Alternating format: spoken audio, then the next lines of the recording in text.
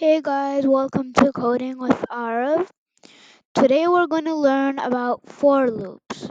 So first let's know what a for loop even is. So supposing you have a list, okay? Supposing you actually have a shopping list, okay? A shopping list over here. And supposing I need to get some eggs, milk, and some bread, okay?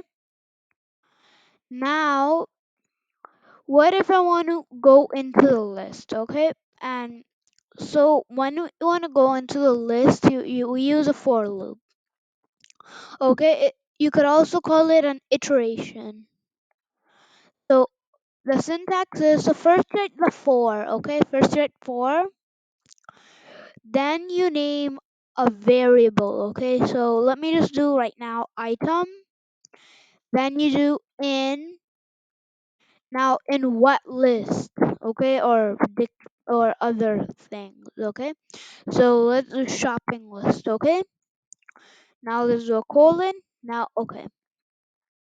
Now first let us just print item right now, okay? So see like eggs right now. You see eggs, milk, and then bread, okay? So let's add, okay? So now since we know how to add an index in it, how we check the index, so let's do shopping list dot index and then item. Okay.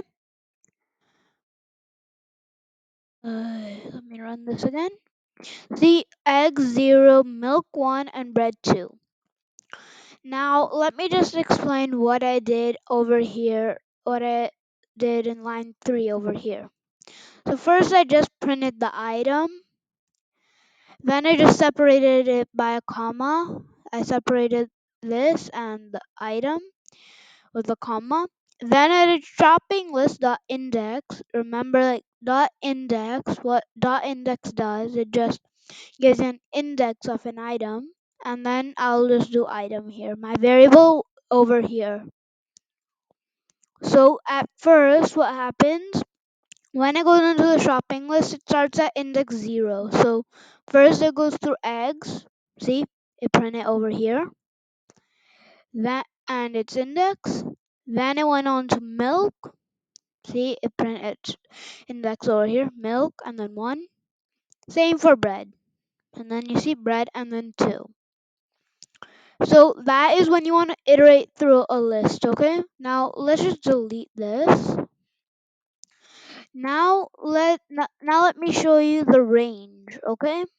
So now for I, okay, just a random variable name in range, okay? Write that, and then what you have wait then you just put some brackets. So now what you need to do, first you have to write start, okay? Like where do you want to start from, okay? Wait, I want to explain it in a second, okay?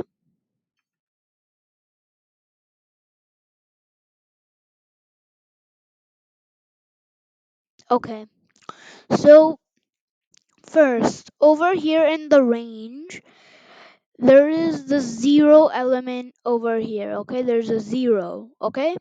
So that's where it's going to start from in the number. So range will just get all the numbers between, and then 5, it'll just go up to 5, so it'll get all the numbers between 0 and 5. Okay, so like 0, 1, 2, 3, 4. You see? Now supposing I wanted to multiply I times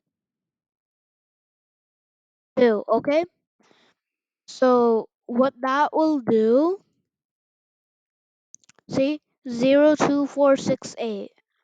Okay, so what that did, that for 0 comma 5, so first I went to 0. Okay, 0 times 2 as well, 0.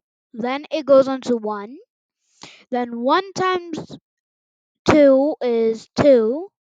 Then 2 times 2 is 4.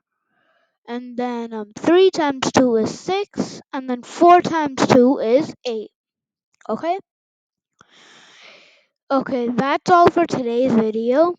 Thanks for watching.